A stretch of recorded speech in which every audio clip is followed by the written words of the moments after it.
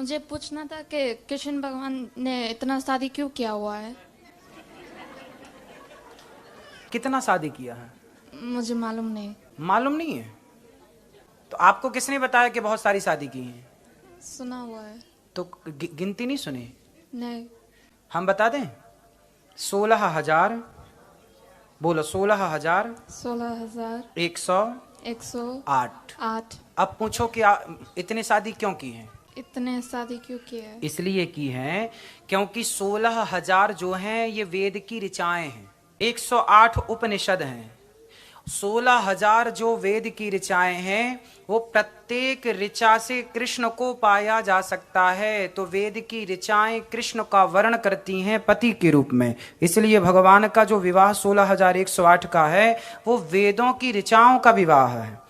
For example समझो, जैसे वेद में इतने सारे मंत्र हैं, तो कोई प्रश्न करे, जैसे आपने ओम नमो भगवते वासुदेवाय, श्री कृष्ण गोविंद हरे मुरारी, राम कृष्ण हरि नारायण। अब कोई कहे महाराज जी मैं राम राम जपता हूं, ये कृष्ण कृष्ण जपता है, ये नारायण नारायण जपता है, ये विष्णु विष्णु जपता है, ये गोविंद गोविंद जपता है, ये हरे कृष्ण जपता है।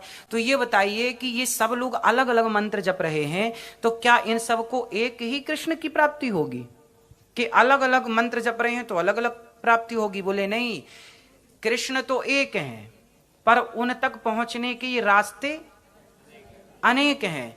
तो जो वेद में मंत्र हैं 16,000, उन वेद के 16,000 में से किसी भी मंत्र का आप आश्रय ले लीजिए तो वो कृष्ण प्राप्ति करा देगा, क्योंकि वो कृष्ण की पत्नी है।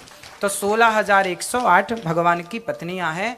दूसरा कारण, एक भौमासुर नाम का राक्षस था, उसने 16,100 कन्याओं को बंदी बना रखा था, सबको किडनैप कर रखा था। और उन कन्याओं ने फिर भगवान से कहा कि हे प्रभु हमारी रक्षा करो। तब भगवान श्री कृष्ण ने भौमासुर को मारा और उन कन्याओं से कहा कि जाओ अपने अपने घर। उन कन्याओं ने कहा कि प्रभु अब हम तो इन पर पुरुष के बंधन में रह चुकी हैं, अब हमें कोई स्वीकार नहीं करेगा, हमसे कौन विवाह करेगा, समाज में हमारा अपमान होगा, हमें चरित्रहीन स्त्री कह के बुलाया जाएगा।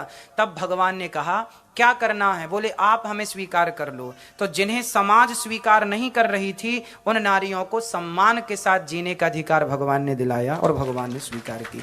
अब आप बताइए कि भगवान ने उन कन्याओं को जिन्हें कोई स्वीकार नहीं कर रहा था, समाज में इग्नोर कर रहे थे, भगवान ने उनसे विवाह करके सही किया कि गलत किया? आप बताओ।